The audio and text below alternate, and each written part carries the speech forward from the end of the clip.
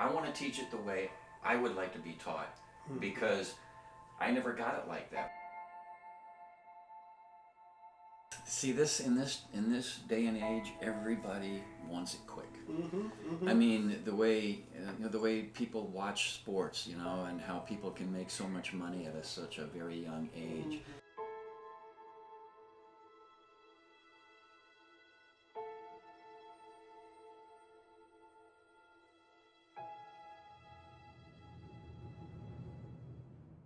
When I was very young, my parents did enroll me in art school, summer program, when I was 7 years old. And just prior to that, we attended a PTA meeting, my parents and I, and my teacher had mentioned that I had shown unusual aptitude for art, and that I was always preoccupied with it. And so that evening when we came home from the meeting, my father, who was a bit of an artist, he really didn't take it to any great degree, but he liked to dabble in it, and he did some cartooning when he was in the Navy. So he brought me over to the couch, and on the coffee table was a Mickey Mouse comic book, and he took a piece of paper and a pencil, and he just drew this thing out. David found out and discovered at a young age that he always wanted to be an artist. He didn't want a common everyday job such as a police officer, firefighter, or even a doctor. He decided to take his career in the path that he wanted it to be. The decision was easy. He was going to pursue art. His father got him interested, and he knew at a young age he was good. His next step was to move up to the next level to hone his skills. I attended Wright State University when it was a very young school, the year that it was given an accreditation for a university back in 1968-69. During his time at Wright State, David continued to work hard until he decided it was time to make a change. His family was moving to Chicago, and he figured he would follow suit. While there, he attended the American Art Institute. During his last 2 years, he ended up finishing at the Chicago Academy of Fine Arts, where he majored in animation, like a well-known alum, Walt Disney. At that time, there was a shakeup at the Disney Studios out in Burbank, of which Don Bluth was one of the main animators, and he wanted to go on his own, to start his own company. And he convinced a large group of the animators that were employed by Disney to come with him, which shattered the animation force at Walt Disney. Right after that exodus of that top talent, Disney Studios put out a worldwide call for people to apply to take their school, because you can't just go into Disney. You have to pretty much learn the way they do things. And so I sent a reply in and some sample work, and it was a program that went on for over a year, where people would send in samples, and they would accept you or not accept you. If they did, they would give you some criteria that you had to fulfill so they could evaluate what your skills were and the level of what your creativity was, your knowledge of form, your knowledge of movement, and just all the aspects that go into figure drawing and such. And so this went on for well over a year, where about every 3 months I would send in a packet of drawings, and I wouldn't hear from them for weeks on end. And then I would get another notice. And when you get a notice, you could be cut anytime. They were really looking hard at this.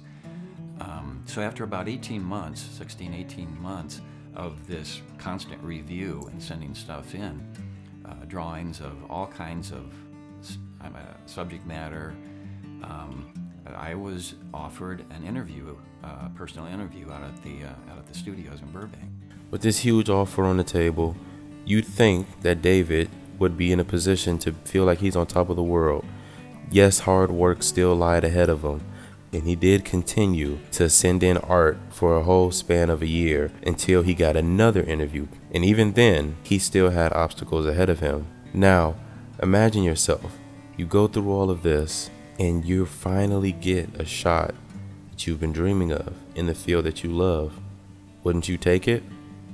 Well, David had a grown-up decision to make. And so I would have had to move out to L.A., live at the YMCA, ride a bike everywhere because I couldn't afford a car out there. Leaving my wife at home, back in Chicago, because it was a tenuous situation. You never knew if you could make it all the way through the review program. And so we thought about it, and I elected to decline their offer.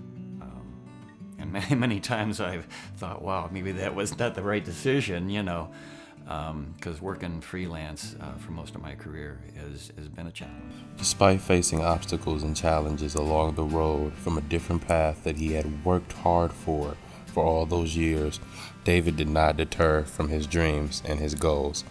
He continued to do freelance work and eventually started working at Chicago studios, where he would work for a commission and sometimes base pay with benefits.